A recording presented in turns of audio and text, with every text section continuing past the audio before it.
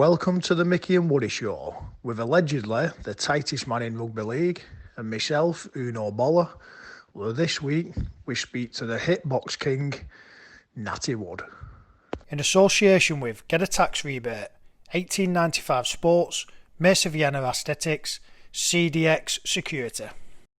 Okay, guys, welcome to the Micky and Woody Show, episode 14, with my little mate Micky. How you doing, pal? All right, Woodster. You all right? Yeah, good, mate, good. Just to touch back on last week's podcast, with Sean Wayne, absolutely fantastic feedback. It's definitely, probably like one of the most genuine and honest podcasts we did. I've listened it back a couple of times, and I watched it back on YouTube, and I'm looking at my face, and I'm just like completely absorbed by everything he's saying. So really good last week. It's fantastic. Yeah, I was exactly the same. Honestly, I watched it back and listened to it back, and I found myself like, you can see why them Wigan lads will play for him, won't they? And go to war for him. He's I don't know. He's a great bloke, but obviously a great coach as well. So yeah, it was a brilliant podcast. Hopefully, I'm sure we'll have another cracker one this week. Yeah. It's we've got a former teammate of mine on, Natty Wood, and like sometimes we get requests, don't we? And we've had it for Sean Wayne, we had it for Adrian Morley, and we've had it again for this guy. And such a character off the field as well as on it. So I'm sure that there'll be some very insightful stories. And going back to last week where we talked about honesty, this guy is as honest as they come. So I'm pleased to bring on a former teammate of mine, ex-NRL player, Wakefield player and Warrington Wolves player, Natty Wood. How you doing, Natty? Natty, you all right, mate? Yeah, I'm good. Thanks, Micky. Thanks, Woody. Honoured to be on the show. It's honour to have you on, mate. I know Woody tells some good stories about you and, when in the good old days at Warrington, so I'm sure we'll get a few out today. I hope so. If I can remember them. Well, we got obviously you're in Australia at the minute, Nat, and we've arranged the time. I've told you 7 o'clock, and I've got my digits wrong.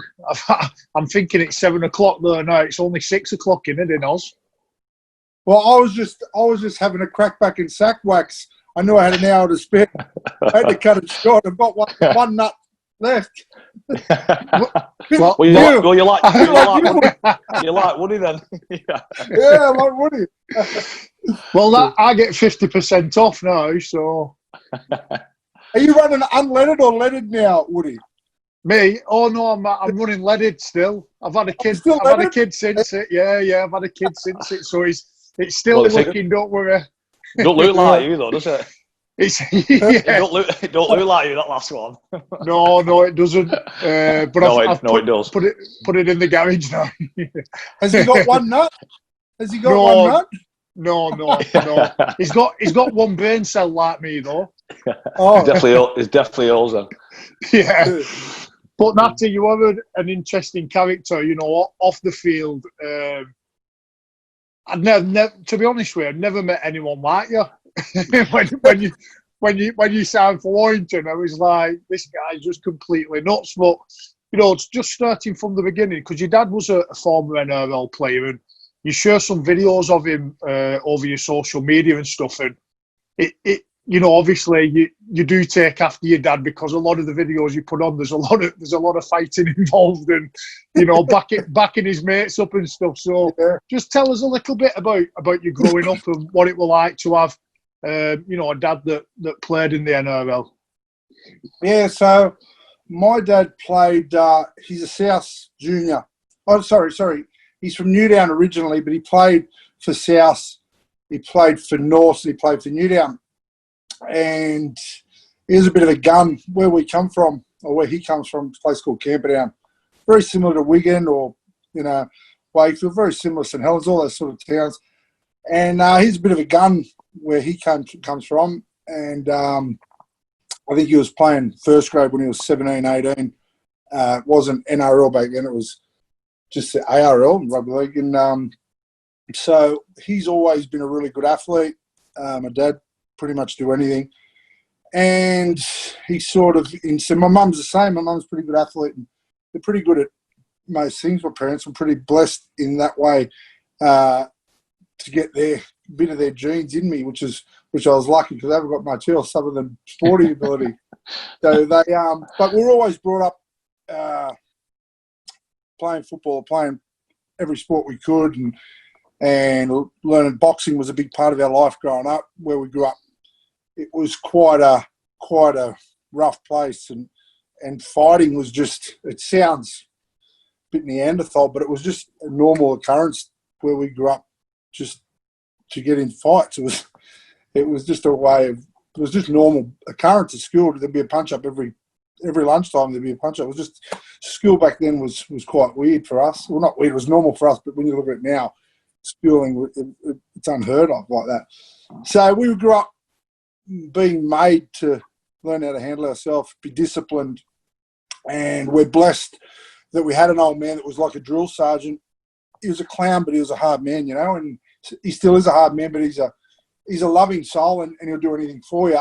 But me and my brother were blessed to have parents like ours, which pushed us to try and do our best at whatever we did. But my brother and I were both athletes. We were always going to do something in the sporting arena if we could. And our parents, did their best to push us in whatever direction we've wanted to go. Yeah, you touched on your brother there, Garth Wood, and he become a professional boxer as well. On the back of that, and he's had a pretty good career, hasn't he, over there? What my brother did was pretty special. Like both of us grew up boxing outside of football, and boxing was just something we did, extra fitness, and we just enjoyed getting in the ring and sparring. We used to go up and spar all the fighters and that. At a place called Newtown Police Boys, and we grew up training with blokes like Jeff Fennick, 5-time world champion, Jeff Harding, world champion, Costa Zoo. The gym was just full of world champions, and we used to train with them every day, even outside of football, and we boxed with them. And I think when you train with blokes that are world champions or ended up being world champions, it sort of rubs off on you. You get that sort of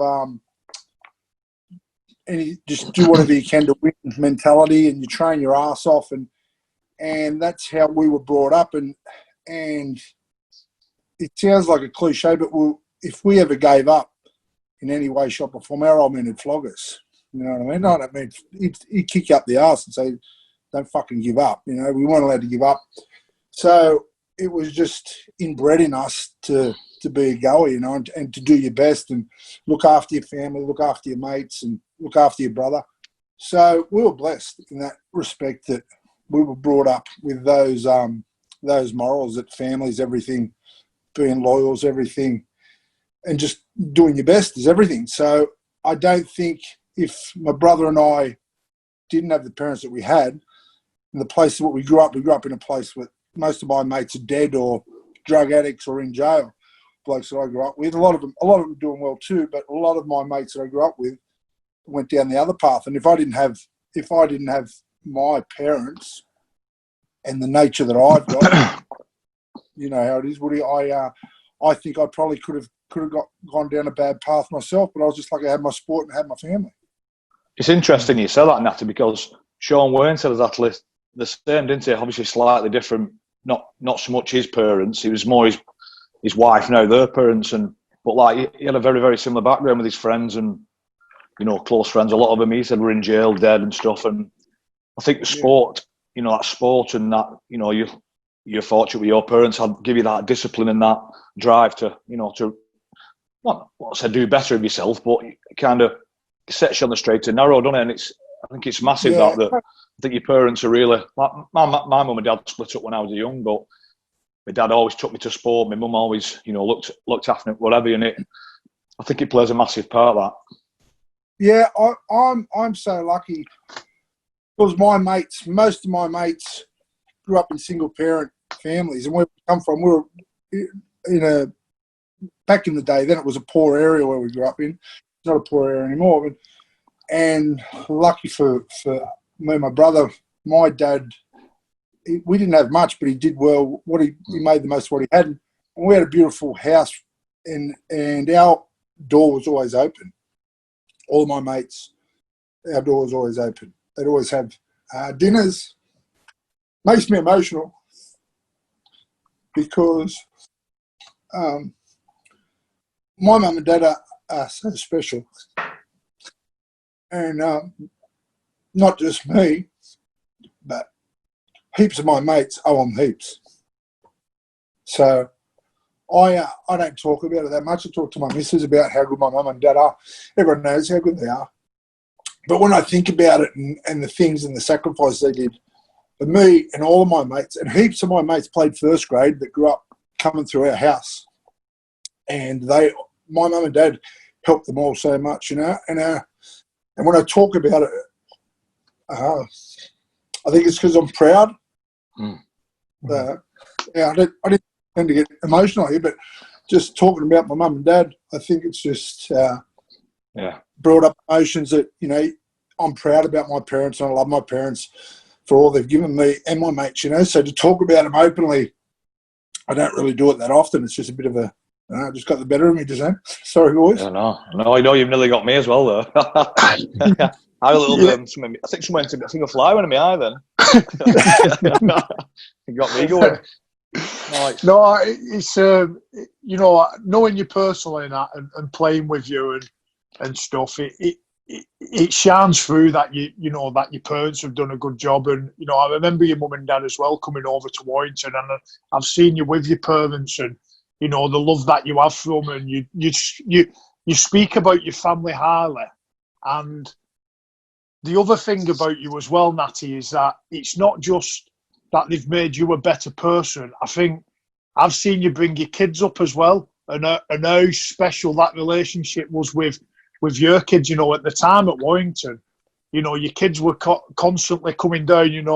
Caden and Ryson, they'd come down and. You tried to, get them involved with the boys and stuff, and I can see that that's what you've tried to do with your own kids. Yeah, I've just tried. Like I said, to me, my upbringing is everything, and the sacrifice my parents made and the way they tried to instill good values into me and my brother. I tried to copy what my mum and dad did to me and my brother and try and be like my mum and dad, but unfortunately I'm not as good as them. I've got a few flaws that I get a bit more loose than my mum and dad. But my two boys were always a part of my football, and I was blessed that the life that I lived through football, I got to do everything with my boys, and I'm still very, very close to my two boys. Their Race is 24, Cade's 21. Race wasn't really into football, where Cade was a really good footballer. I would have tipped him to play first grade for sure as a kid. He'd score 6 or 7 tries every game. He was just a natural. But, so things happen to kids. It's hard. It's a lot of sacrifices needed. You can have all the ability in the world, but there's a lot of sacrifices needed to play first grade, to play NRL or Super League. And it's just a path that he didn't pursue. And but he's still happy and healthy, and they're doing their best.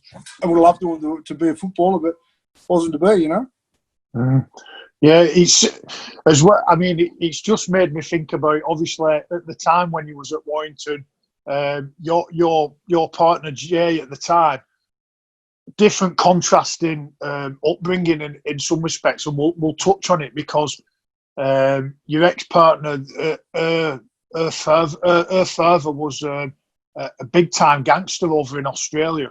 Could you just touch on that, Paul?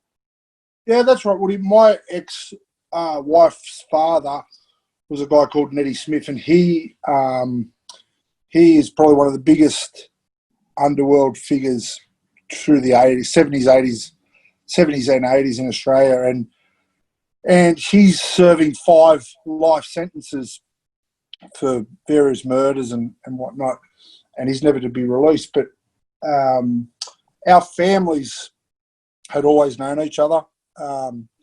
My father played at Newtown with a guy called Paul Hayward, who got done for drug trafficking in Thailand and got locked up. They were best mates. So his family and my family, when he got locked up, his son Brad and his sisters all come and live with us because my dad and Paul played together at Newtown Jets. Such was the bond and the friendship that can be made from rugby league. So we all grew up together, and my ex-wife's family were related to the Haywoods. So our paths always crossed. Anyway, cut a long story short, me and Jay ended up getting married, and when we first started going out, her dad was in jail, and he was probably the biggest criminal in Australia and feared. No one fucked around with him. And so I started going out with Jay, and he wanted to meet me. And you go to visit him in jail, and it's all maximum security. It's a bit like a movie. And so we went. What Jay said to me, "Oh, my dad wants to meet you." I just started playing first grade for the Tigers. I was 20 or 21, and I was just full of beans, you know. And I was like, "Oh yeah," and she goes, "Are you nervous?" I was like, "No, why would I be nervous?" She goes, "Oh, he's gonna test you out hard, eh?" And I was like, "What do you mean?" And she goes, "Oh, he'll just test you." I was like, "Yeah, right." So it was Saturday morning. We go for the visit, and there was her mother, her 2 brothers, and me.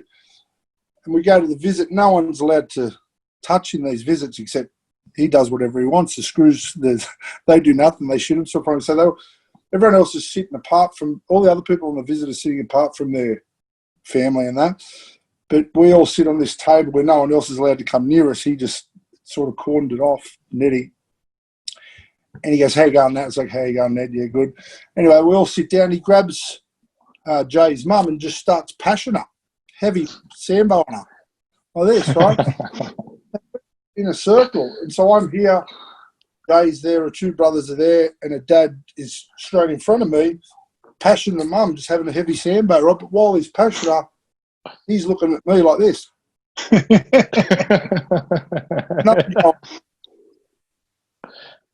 Fuck, this is a bit weird. Passion, but staring at me, and I'm thinking, wow, how weird's this? And then he just stops passion. He goes, "So listen, are you playing hide the sausage with Sis or what?" Because he called Jay Sis. They all call it Sis. And I looked at him, and I looked at everybody in the room, and they all put their head down and shit themselves. Like, and I was looking for a bit of backup or support, like this girl, and they all looking at the ground. I was like, a bit weird. This is a trick question. Obviously, if I say yes, I am, he'll go, "Fuck, do you think you are?" Or if I say no, I'm not, he'll say, "Are you a fucking liar?" So I'm going to say yes. I said to him, "What do you reckon?" And he goes, "You're fucking mad if you're not." And I went, "Oh, fuck."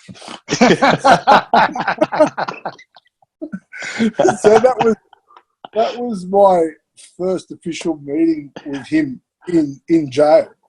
But we become good mates, and you know, I was with the boy's mum for 15 years, and in that time I'd go out to the jail every weekend and visit Ned, and he'd tell me stories that would, like, he's written 4 or 5 books, best-selling books, and he'd tell me stuff that went on in his world, and it was just mind-blowing, the things that he did, the amount of stuff that he would do, and it was just mind-blowing. So yeah, he's a special individual, and I've got quite a few stories I could tell about him, but Woody wanted me to tell that story, so yeah, that was him testing the water with me. It's do you know what?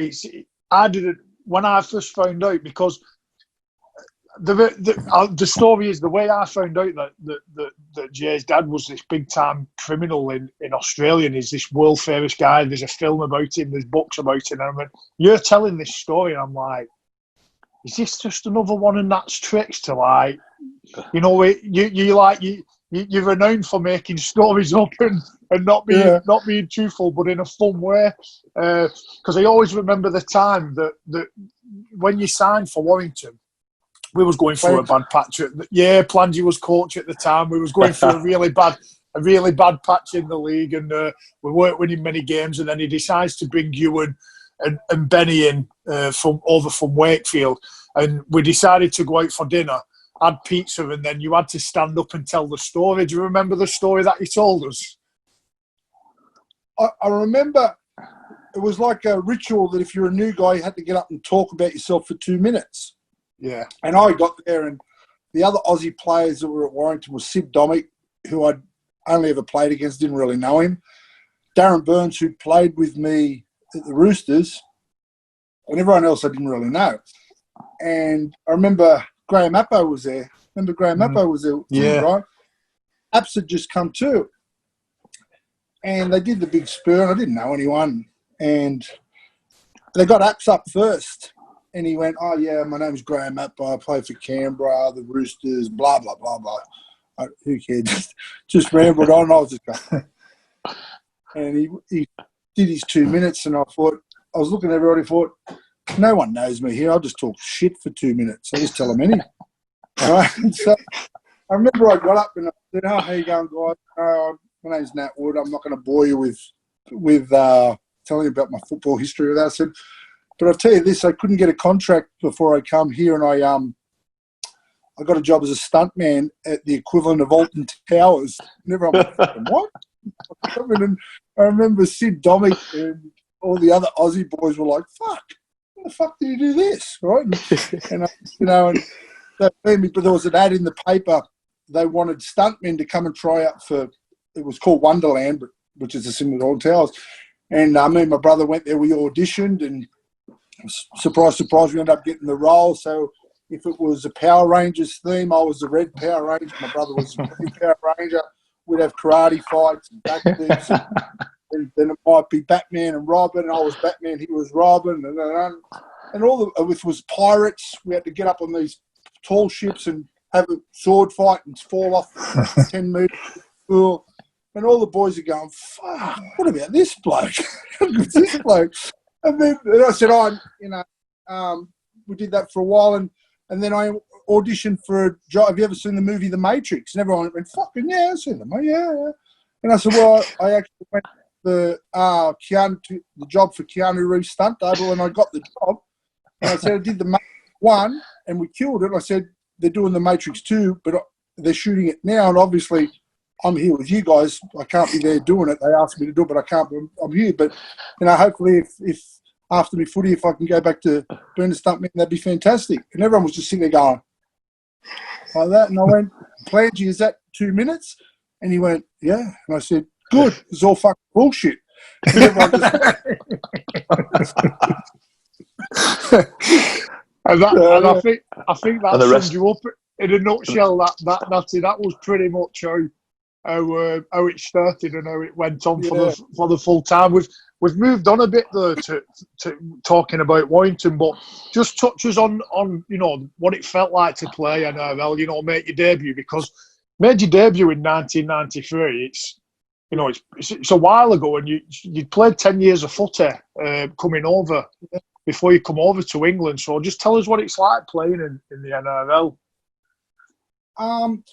So for me with the NRL, with my career, my early career, I had a lot of injuries and I was just unlucky. And I used to get concussion quite a bit. I got knocked out when I just started playing really good football. I was 18. Is this a true story? No, Nat, or what? This is a true story. Yeah, this is a true story. I got knocked out tackling Stephen Kearney, the ex-Warriors coach. Me and him used to clash big time when we played with. Anyway, I got knocked out, went home, went to sleep, went blind, lost my eyesight. They rushed me to hospital. I was in intensive care for a day and a half or something. They were going to drill into the top of my head because they thought I had fluid on the brain. Anyway, cut a long story short, my eyesight came back. And I remember I was in the hospital and I could hear my brother. They told my mum and dad that I might have had a stroke, I might have fluid on the brain. And I was laying there, and when you think you're blind, it'd be all dark. It wasn't. It was all light. But I could hear my brother freaking out and smashing stuff in the hospital because he was upset about his brother. And I went, Garvis. He's like, what? He was kind of, he's 6, 7 years younger than me. I go, mate, I need you to do me a favour. And he comes over and I go, I just need you to settle down. He goes, yeah. I said, I need you to do me a favour. He goes, what's that? I said, I need you to pick me out a Labrador pup, right? What? He started crying but laughed. Anyway, I had a year off and took up boxing. Then didn't get knocked out boxing, so it made me go back to football. Started playing football. South wouldn't have me back, so I had to go and trial at the Tigers. And I made 21s in reserve grade for the Tigers. I made my debut against Canberra at Bruce Stadium, and this was when the Canberra had Mal Meninga, Laurie Daly, Ricky Stewart. It was the Green Machine, and I think I was 63 kilos. I weighed 63 kilos. I used to have to wear a headgear. I looked like a proper mong. And we played Canberra, and they were beating us. And I'd watched Canberra in the grand final 2 years before, and I was like, how good are these guys? Imagine doing that. 2 years later, I'm playing them at Bruce Stadium, and they were beating us 32-0. And I was playing for the Tigers, and Paul Siren, I remember Paul Siren saying, listen, boys, let's just make this fucking not so embarrassing. It was 32. No. And me being the fiery bloke that I was like, F this, Ciro, let's F and beat them. Anyway, we come back and had a 32-all draw, and it was my first grade debut, and I got man of the match against Canberra at Bruce Stadium. And I just remember it was so surreal. It was like a dream. Like, I was 2 years before, I was not allowed, or a year and a half before, I wasn't allowed to play football ever again. And I was watching Canberra destroy everybody. And then all of a sudden, I'm at Bruce Stadium. I'm 63 kilos, wringing wet, and I'm playing against the best side in the world, and I get man of the match. And it just sort of made me think, you know what, where I am now to where I was then, I would never have imagined this being possible. So that game there sort of made me think, you know what, really, if you put your head down, your ass up, you can achieve anything. So it was that little 2 year period or year and a half period there for me making the NRL was a mad journey in itself. And then the rest of it from there on in playing NRL, you know, it was amazing, and I'm blessed to have done it and played for so long, and played at the Roosters for 5 years and played with Brad Fittler, Adrian Lamb, Brian Fletcher, Andrew Walker, Luke, and played with some really good players, John Clark. Played under some really good coaches, Phil Gould. Played at the Warriors, and I've got to travel quite a bit with football. So the transition from NRL to Super League, when I first come across Woody, it was the top 5 sides, your big 5 sides in the Super League were the equivalent of NRL sides, but the lower sides below that, they were sort of like a reserve grade competition. That was the most noticeable difference. But in the 5 seasons that I was there, the quality of teams and the quality of the way that teams played in the UK improved out of sight. So when I left, and if you remember when Joey came over to play with us, I remember when he played his first game with us, he said to me in the drills, he said, "Fuck, how fucking fast was it?" And I was like, "Really?" I was expecting him to say, the speed. Yeah. Slow, and I was like, really? He goes, man, that is so. I think it was so fast because, it wasn't. It was a bit more off the cuff back then, and outside especially that side that we had, we used to score some unbelievable tries, and we just throw. And we weren't. We were like top 5 team, but not top 3 team. But we'd give all the top sides, St Helens, Wigan, all them a good run because of our style of play. And I was surprised, maybe you were too, I don't know if Joey said it to you, that the speed of the game, he was amazed at how fast it was. He thought it was faster than the NRL. So, that shocked me when Joey said that to him. Do you know what I remember? I actually remember being in the changing rooms after that game and Joey being in there saying that. And I was like, you've played Origin, you've played for Australia, and you're saying that's the fastest game you've ever played in. And I don't know, it was a big occasion, wasn't it? I think there's a lot of energy around it before the game. And I just think it probably did step up a level because Joey was there. You know, at the time we was, you know, we were. I think we were sitting third in the league at the time. Joey came over, and then we, you know, for those 2 games, and it just sort of picked everybody up a little bit. I remember Breezy saying that, you know, Joey just brought out the best of everyone. We probably should have been doing it before Joey were there, but he said, you know, Joey come to training and everybody stayed out doing extras for like 20 minutes, half an hour. But yeah, it was a surprise. And I think back then, though, in 2005, it's certainly not the case now, but I think in 2005, for me, Super League, you couldn't wrestle. I don't know about you, Micky, what you found about that, but playing that hooking role. Well, I noticed, like, because the game's been suspended for so long, there's a lot of like old games on the telly. And I remember watching it. I was at St Helens. We played a Wigan Saints derby, and I watched it. And I said, "Well, like the game was in fast forward. It was that fast. It was like there were no 3-man tackles, 3rd-man chop, even 4 men coming in. It was just literally a lot of one-on-one tackles, 2 men whacking, playing ball quick, and you can see how the game has evolved. But like, I'll be honest with you, I really enjoyed watching them games back then. For me, they were more. The more enjoyable. They were more entertaining, yeah. And like, I'm just going to say, like, when you guys were at Warrington, sorry, Matt. It was more open and free flowing, I think. Yeah, you know? Definitely. Yeah. I think what the change for me in Super League came when I think Michael Maguire, when he come to Wigan, sort of changed how rugby league was defended over here, because he sort of brought in that 3rd man who could chop the knees and really slow them down. And I know a lot of clubs at the time, you know, were doing wrestling, but I think Michael Maguire just took it up a little bit of a notch. And for me, it slowed the game down. It's made it a little bit. It doesn't seem as invited.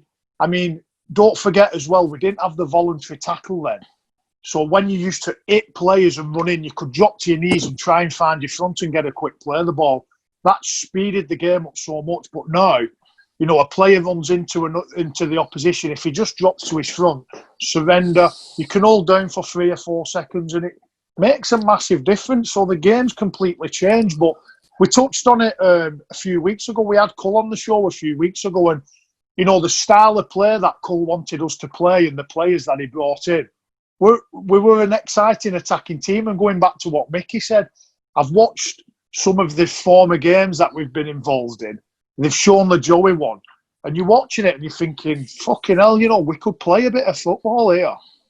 Well, you always... Go, Micky, sorry, brother. So I'll just say, like, you guys, when you had the teams you had, I played most against you, Natty, when I was at St Helens, I think, against Warrington. Yeah. And you always push Saints to, like, within a drop goal or a last-minute try or something. When we had that edge, we did have that little edge up, but the teams you had, it were like... If Warrington had turned up on form, you could blow any team away in the league. But I think when Cole said it a few weeks back, sometimes you didn't quite have that just that champion's edge, did you? As a that killer touch as your team. I don't know what. Obviously, you might want to. You could probably on that a bit. Touch on that a bit more. I think what we had there, we had a lot of players that could turn a game, right? We had Breezy, and Breezy can make anything happen. You know, his ball skills and his kicking game can make anything happen. And and Cole got a lot of players that could score tries. What we lacked was the ability to maintain it for the whole game with the better sides. You know what I mean? We could mix it with your better sides. We could matches for ability scoring tries, Skytron, but we didn't have the mental toughness or physical ability to maintain it with you guys for the full 80 minutes. And we had a lot of blokes playing out of their skin, lifting for the senior players or the senior group. Like the players that were brought up, they always lifted. The younger blokes always lifted because we created a good vibe. Cole created a good vibe, and it got to a point there where, you know, Woody, Breezy, myself, Benny, if you're a young bloke coming through, you need to name up. We'd tear your new arse. So I knew I'd rip into whoever come in, I would always rip in. And I was a bit of an arsehole. I'd be friendly as, but once it come to the game, if you were fucking up, I'd rip into you and I'd want to kill you. And it was just the passion that we had then, you know. So I think that side, we played out of our skin, I think, Woody, didn't we, for the goal? Yeah, definitely. I mean, even though we didn't, you know, fortunate enough win a few trophies at Warrington in my time there, but even though, you know, 2003 for me, that was like when Cull's first year. 2003, last year at Wilderspool, that was probably, I'd say, my most enjoyable year at Warrington, the last year at Wilderspool, because Cull came in, brought a new ethos, different way of playing, you know, brought a level of professionalism that we needed. And we all got on as a team as well. That's what I liked. You know, we had a good group of players. We could go out with each other, but, you know, like you said, we played out of our skin for each other, I felt. You know, and I just really enjoyed that year at Wilderspool. And we had some good times where we had, you know, that fancy dress party that you organised at Wilderspool and stuff. And it was just a good year. But like you said, we had to play out of our skin. You know, we didn't have like Sean Longs and your Paul Newloves and that type of player. So we knew we had to be at our best for the full time. But, you know, I think it was a special group of players that. And then I think we were fortunate as well, Nat. Well, I'll tell you what, we'll touch on the last game at Wilderspool because, you know, a very, very poignant moment for Warrington's history, that. And for us to be a part of that is, you know, it's fantastic. At Get a Tax Rebate, we make it easy for you or your business to claim back thousands of pounds in tax. Most people, like Jane and Philip, don't realise that they are owed money from HMRC, so they never claim. All you need to do is fill out a simple form on our website and we'll do the rest. It's that simple. We've also helped business owners claim back millions of pounds in research and development R&D tax credits. So if you're working in a business or own one, contact us today to see if we can help you claim back tax and improve your cash flow. Get a Tax Rebate, your tax refund concierge.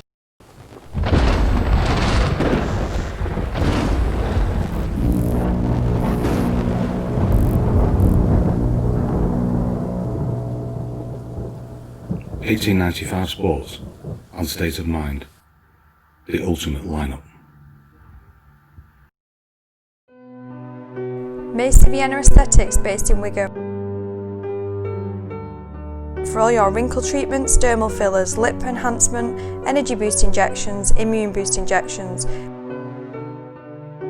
Please visit us on Facebook or Instagram at Micky Vienna Aesthetics.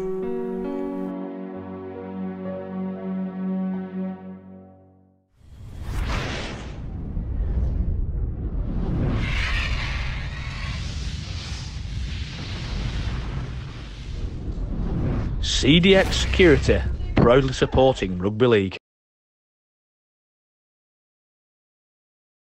That was a great time. What you said there was, I think in that period when Cull took over, he changed the culture of the place. And I noticed from when I first got there with Plangy, and it was a bit of a fucking madhouse, but it was a fun madhouse. It was just like the evolution of the team. You know, I think the boys never used to do much with the wives, and there wasn't a real family oriented club. And then we got that clubhouse in Cooper Place. Remember that clubhouse we used to? We have the clubhouse at Cooper's Place, and every time we play a home game, I'd just leave the door open and say to everybody, "Boys, we've got to go back to my joint." And it just, everybody's partners got more involved, the girls got more involved, and it just sort of changed the culture at that place. And when I speak to Benny, when we ring each other pissed at midnight, or I talk to Clarkie, we all reminisce about those days and how it was like a sort of like a new culture change to when Cull instigated, you know, and someone that was such a straighty 180 and but such a world, like he had a mix of madmen that were doing what he asked of them, but you know, we're allowed to let ourselves off the chain a bit. You couldn't do it these days. You know, the the drink mentality that we had, that it was just play and get smashed. The boys these days can't do what we did. I think that time and what players could do then is gone, long gone, you know. Yeah, and it probably definitely. Did you all move into a little housing estate? Did you all live the cul-de-sac, the famous cul-de-sac, wasn't it? Yeah, really, Cooper Place. Yeah, it's a good night there. Right. All right. Was that what it was called? Right. Okay. Yeah. Yeah, Cooper's Place. Yeah. What do you tell a story? Sorry, Nat. What do you tell a story about Nat? Did somebody go out one night and did you not like sneak into the house or something and wait for him? Was that a? Oh, the Danny Lima story. Yeah.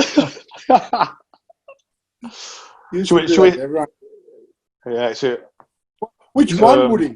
There's a few of them. It was the Danny Lima story where Danny was scared of the dark. So you, yeah. Do you want to touch on that? Yeah, I just used to do it every club I go to. I'd break into people's houses. I'd get bored and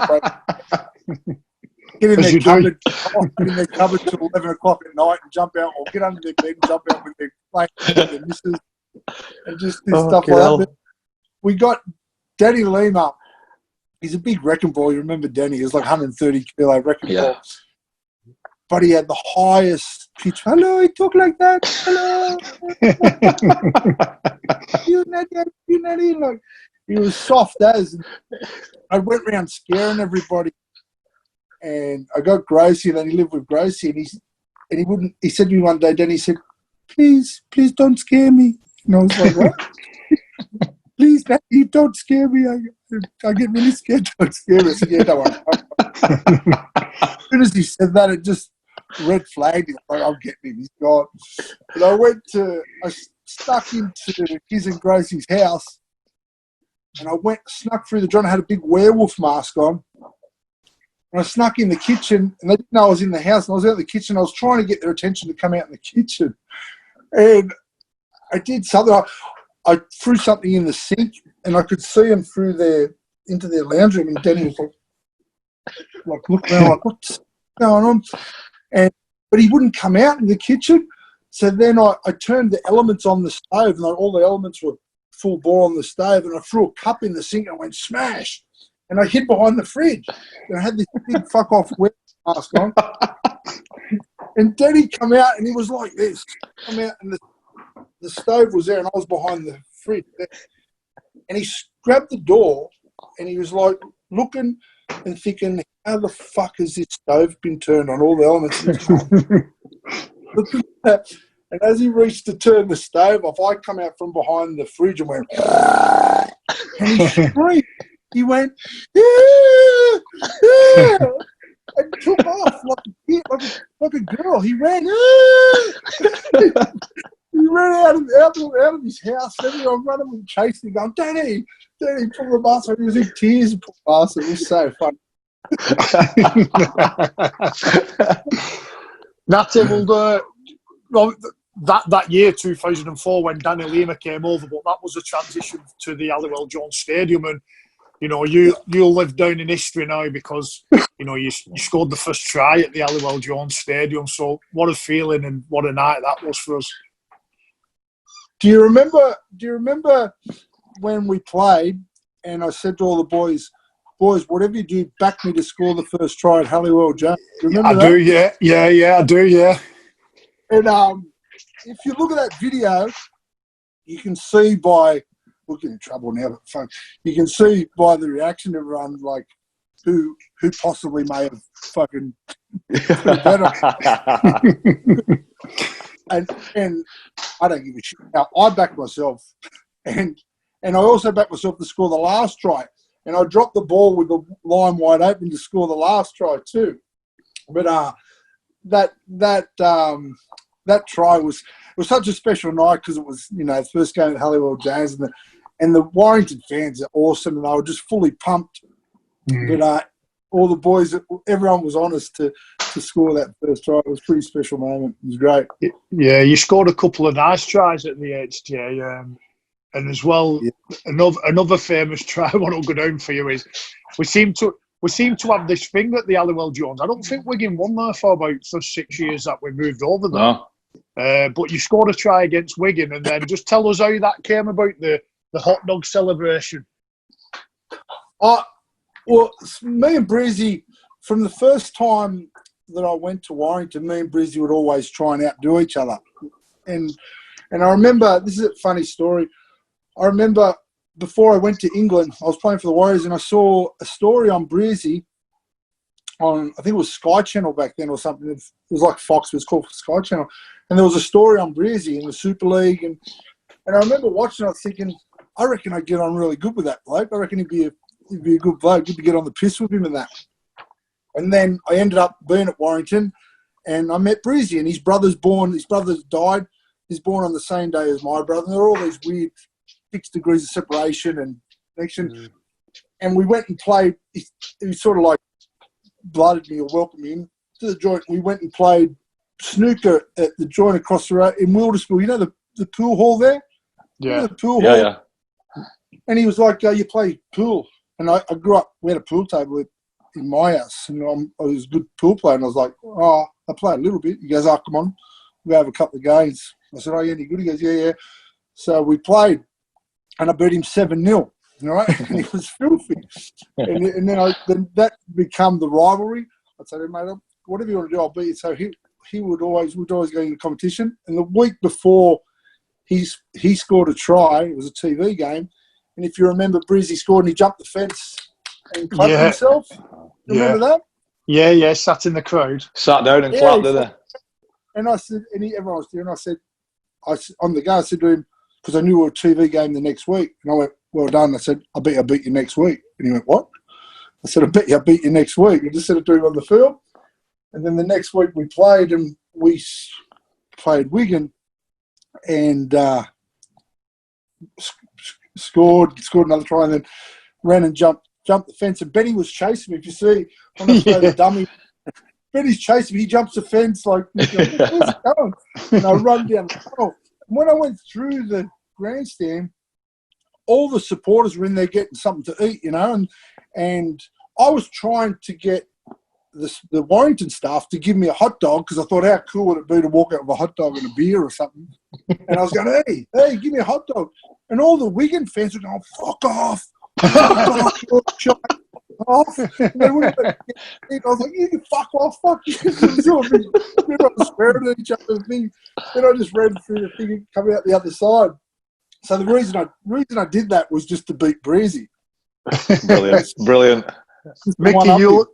Micky, you'll remember this, but there's similar celebration at Lee when we caught. When I retired, I went to Lee. Micky was still playing. I was coaching there, and Fui Moimo was playing, and he scored a try. And what he decided to do is he jumped the fence and he ran up the stairs, up the terraces, right to the top.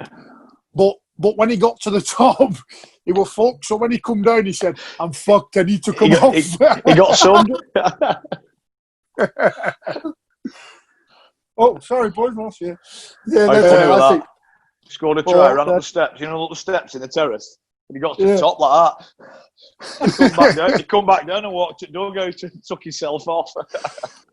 We were running messages at the time, and we said, "Philly, great try, mate. How you feeling?" He went, "I'm fucked. I need to come off." He said, "Just gonna set up." So it's funny character him.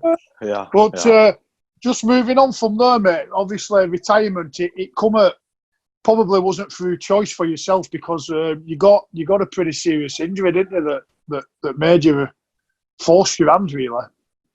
Well, that's not true there. So I didn't, with my neck injury, that wasn't what forced my hand. I wanted to stay on and play, but Warrington, I think Cull and the club himself were concerned that I wouldn't last out the season. I didn't know about my neck injury or stuff like that. And there was more concern, if you remember, Woody, I had that broken toe that I had the whole time I was at Warrington anyway, and I virtually I wouldn't train that much during the week. I'd do my own training because I'd train hard myself, and Cole was sweet with that. And I'd just keep myself fresh, and I could maintain it like that. But I just think they got it in their head that, I was 34 then. It was probably time to get another player that could, do 2 or 3 years there and build on the momentum we had. So my hand wasn't forced. Warrington just didn't want to give me another contract. And in myself, I thought, I could easily do one more season and probably would have been better not playing, not starting, but coming off the bench and being an impact player, and just running, coming on like that. I think I would have served the club pretty well in that respect. But, it is what it is, and no hard feelings. My time at Warrington was probably the best time of my life in my football career. Made friends, lifelong friends like yourself, at Warrington and outside of Warrington at other sides. And I look back on my time in England, in the UK and at the Wire as one of the best periods in my football career. And I loved every moment and cherished every moment of it, it is what it is. On retirement, things went downhill pretty fast for me. I bought a couple of businesses, and not having the business acumen that I needed to start businesses. I just jumped into businesses that could give me the lifestyle that I was used to from rugby league. And I was working 60 or 70 hours at a mobile truck cleaning business, cleaning trucks, and I was working my ass off. Went from playing football virtually from 18 years of age to 34. I worked a few jobs in between that, but then just getting straight back into the workforce and, running a business, which I knew fuck all about, taxes, this, and getting mates to work for me that had no money, because I had a good business going with this truck wash business. I was paying mates cash that were struggling. I was trying to look after mates, paying them cash, doing this and doing that. In the end, I got hit with a $70,000 tax bill that I had to pay because I was trying to help my mates out, give them a start. Yeah. And it's just, back then, and I know that players now, they look after the player welfare and they prepare them for life after football. But back then, in the 90s and early 2000s, it wasn't as much thought of, and the player welfare in that respect wasn't looked after. And that's, I don't blame anyone for that. Most of the shit that's happened to me in my life is me stuffing up or me being ill prepared. So it just is how it is. And my life, I went through a divorce then, and things, life changed. I've got a beautiful partner now, my fiance now, and we've got a little boy who's 4. My life at the moment, I'm in the happiest place I've ever been since, I'd say, my Warrington days. And life's a long road and with ups and downs, but I probably wouldn't change much about my life or my football career. I would have just made a few more smarter business decisions, but it is what it is, and I know a lot of players going about depression and stuff like that and mental health, and I do agree with it in a lot of ways, but I think society out these days, and everything's a bit cotton-wooled and kid-gloved and, being politically correct. But at the end of the day, I think everyone has to be accountable for themselves. And I'm blessed that my old man is an old-school, hard-nosed, genuine character that there's no time for feeling sorry for yourself or pitying yourself or bludgeon. So it's just, dust yourself off and do your best and do what you can do. And I just think that's a sort of society these days needs to have old school values and those old school ways. That's just my thoughts. And I think that a lot of young blokes these days will be a lot more thick-skinned and a lot more prepared for the ups and downs of life. Yeah, I agree totally.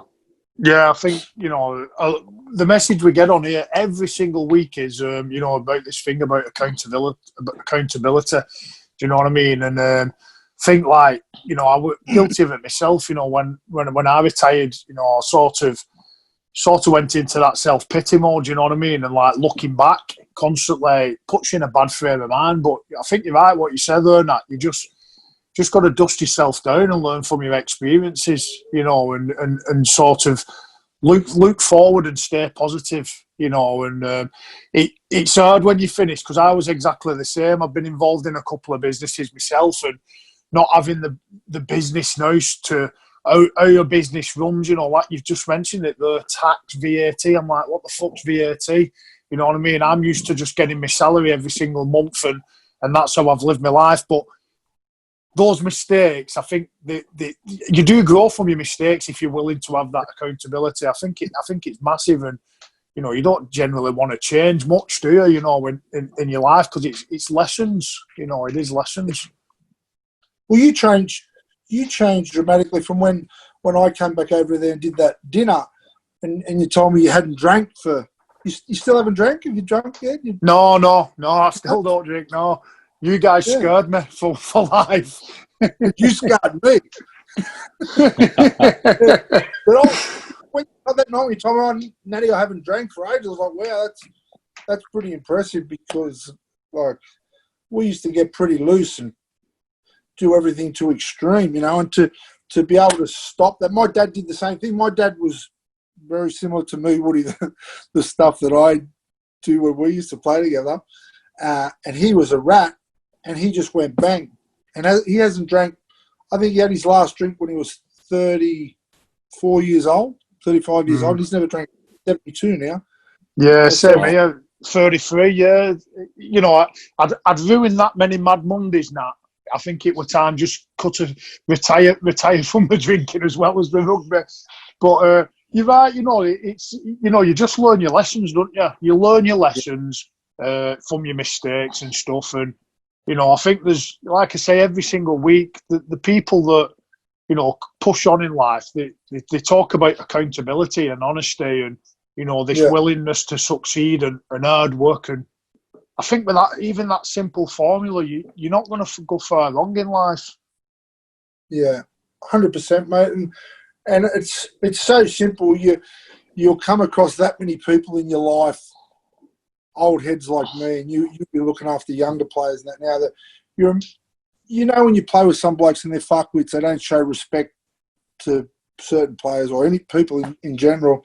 And you see those blokes fall by the wayside. But the blokes that do best with their footy career and life in general are the blokes that learn from their mistakes, pay attention to the people that have done it before them, you know, and give respect and do their best, not only with their personal life, but their family life and their whatever they choose to do. But the guys that have discipline and are accountable, you know, not the soft cocks that go, oh, it's not my fault, or you know, I had a problem with that. Yeah, you just got to say, put your hand up, say, I fucked up, and try and change it. And take my hat off to you, mate, to stick to staying off the piss. It's a massive achievement, you know. So well done. Yeah, fuck me. There's no one fucked up more than me, and I put my hands up for every fuck up I've made. But you know, there's a great saying there. What you're saying there, Nat, about, you know, people learning off other people, and you know, there's a saying what I love, and it's a wise man learns from his mistakes, but a wiser man learns off somebody else's mistakes. You know, and that's completely true. You know, like if the young kids today can sort of learn off the experience, but fucking hard when you're young and you know yourself, you think you know everything, don't you? And you try and advise these young kids, unless they're susceptible, you know, to being open-mindedness and wanting to listen to that story. They don't listen to that. No. They don't fucking. They think they'll be all right, don't they? It's like And before, like I've always said to like kids, if I ever speak to people about rugby or like, you know, like your career, I said, listen, before you know it, your career will be gone like that. Before you know it, you know, and it, like I always said to when you want to go home and play on your Xboxes and all that and do this and that and go, I said, just, you know, even if it's just like one evening a week, you do want to do a further education, you know, get some qualifications, because unless you're earning mega money at rugby, you know, it's not enough to live off. You know, it can set you up, you know, for afterlife. But I always say, like, get some education in you and think about that time, because I did it when I was, say, like 30, 32, 33, when I thought, shit, I've got to do it now, or else it's, you're going to be, it's going to be too late. But I know I always try and tell the younger lads, get something with you. Yeah, for sure. Sorry, Nat, go on. Sorry, what's that? I think the clubs look after the players now and sort of steer them into a lot of courses and stuff like that to give them a bit of a head start and that. It's getting better. Yeah. I think there is some. No, sorry, mate. No, go on, mate. No, I've not really. My opinion on it is that you can have everything you want in place, but ultimately, I mean, if we put ourselves into an 18-year-old or 19-year-old's shoes now, you can have everything in place, but at the end of the day, ultimately, it stands with that guy he's got to want to put something in place for him for when he's finished. Do you know what I mean? Like, I can advise this person or say this course is available to you and give them all the advice I want. But if that person's not willing to do it, so it goes back to what you're saying there, that the rugby league can have everything they want in place, and the NRL are doing it really well, where they're taking, I think they give them X amount of pounds every season they play in the NRL, and it's a bit of a buffer when they've finished. But ultimately, the players have got to want to have this education. They've got to want to do it, for me. Yeah, 100%. 100%. Where are you at now, Nat, with this hitbox invention that you brought? Because you've gone into that line of work now for your life after rugby. Yeah, so I had a couple of businesses, and then I ended up just going back to what I'd done most of my life, which is personal training and that fitness industry. And I invented. The original thing I invented was a punch box, which is a wall-mounted punching bag that counts your punches, and it's now into the 8th year of evolution and gone through a few different models. But the latest one that hopefully we're launching maybe next month, it just velcros to the wall. It weighs 5 kilos. It connects to an app. The app has live workouts, but your live data is captured on there, your punch total, your heart rate, your calories burnt, and what we've created. And whilst this COVID pandemic has been killer for most PTs, and me included, I haven't trained anyone for 18 weeks. It just gives me a lot of time to evolve my product. So the product we've got now, it's called the Hitbox. It's actually a virtual personal trainer, which a boxing trainer / functional fitness HIIT workouts. But you just link the Hitbox app to the Hitbox, which velcros to the wall. It's a punching bag that velcros to the wall, weighs 4 kilos. It's portable, and you choose. We've got 30 dozen workouts. You choose a workout, and you can train live in real time and see all your data, captures your workouts and stuff like that. So for gyms and that's where we're trying to launch it. We're putting it into gyms where gym owners now and PTs, that point of contact way of training, especially holding the pads and that, it's a bit iffy whether that will be allowed to keep going. Right, yeah. So what we've done is just created a virtual PT, and it's called the Hitbox PT. It sticks to your wall. So gym owners now, they get people to sign up to use the Hitbox, and they just go up to it, put their phone on the wall, choose a workout, and train in their own time on this Hitbox. And so it's, whilst COVID was a pain in the ass for me not being able to work, it's given me 18 weeks to evolve, to R&D my product, and hopefully we launch it next month. Fingers crossed. 8 years of busting my ass and making one prototype, then another model, then selling that model, and just the evolution of a product, similar to what people have done with Concept 2 rowers, assault bikes. If I have a smidgen of the success that those sort of fitness groups have, I'll be happy. Natty, I might grab your number off Woody, if that's all right, and have a chat about that, because I've got a gym in Lee near me, and because I know people are asking me, like, when can we do some boxing? Because I like putting boxing into the classes. It's a nice little station. There's no better fitness, but obviously a lot of people are worried about, holding pads or changing gloves. So I'll have a chat with you about that, if that's all right. See what, It's just something that we've had a lot of models that we're going to do, but it's virtually, to explain it, it's like having a vending machine on your wall if you're a gym owner. You know what I mean? And it's a personal trainer. It's a PT on your wall that turns up every day. All you got to do is change your battery over. You know, so fingers crossed. It turns out all right because I've gone balls and all with it.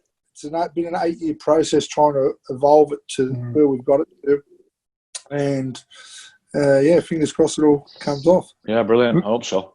Mickey, what I'll do is I'll drop you an email later because I'm the UK distributor now. I'm taking 10%. So what I'll do is I'll get that. You've got in there before me, haven't you? You've just got in there. See that business savvy. That's why I say you're a bit more savvy than me. Yeah. Natty, he's thick as fuck still though, Natty, so it won't last. I'm not that clever yet. Hey, Woody, you still owe me £100. I know what this is for. Is this the golf ball? True. You still... Hey, do you know what? Funny enough, Nat, I was thinking about this the other day, but listen to this, Mickey. We used to train on a field called William Beaumont School. Yeah. And there was a couple of rugby pitches. Some kids used to go on there at night and play golf. And Nat, we're warming up, and Nat finds this golf ball. And he said, I'm going to throw this from one try line to the next. And I was like, fuck off. I said, I'll bet you £100 you can't do it. And he fucking threw it, and he did it. And I fucking couldn't believe it. And I was walking my dog the other day, and she's sniffing around, and she picks a golf ball up. And I was walking on a rugby field, and then the first thing I thought about was, fucking hell, I remember when Nat threw that golf ball full length through the pitch, mate. It was fucking fair effort. I know you want to fucking pay them £100 though. I said I'll see you straight when I get my glasses. Fucking right. Natty, that's brilliant, that mate. It's been brilliant to see you and to chat to you, mate. It's always a pleasure. It's always a pleasure, and it's good to see you doing well, and family life going well for you. And that little boy, I suppose, will be keeping you fit and on your toes. Yeah, he's brilliant, mate. Like I said, I'm probably the happiest I've been in my adult life at the moment, family wise, and fingers crossed my business side of things kicks a goal. But seeing you, Woody, it's always good to talk to you, mate, and reminisce and see your face, buddy. And Mickey, good to see you too, brother. Yeah, and really thanks for your time, man. I really enjoyed it. Just one thing before you go, Nat, as well. I've noticed you've got another English Bull Terrier there, haven't you? You like your English Bull Terriers. Is it Roy? Yeah, I like Roy. Roy. He's got the shit. What was the one called you had at Cooper's Place? The one that was absolutely nuts and would like really severely attack people. That was Bo. She had something wrong with that one. She was a nutter. This one's good. You know when they say people look like their dog? How much do I look like my dog?